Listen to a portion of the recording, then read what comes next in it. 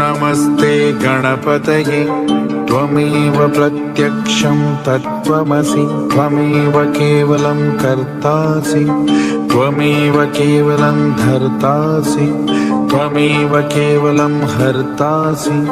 त्वमेव सर्वं खल्विदं ब्रह्मासि त्वं साक्षादात्मासि नित्यं त्रितं वच्मि सत्यं वच्मि अवत्वं मा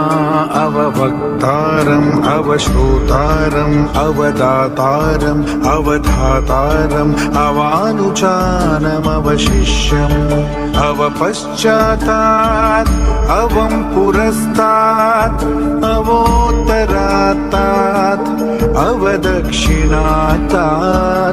अवचोर्ध्वात्तात् अवोदरात्तात्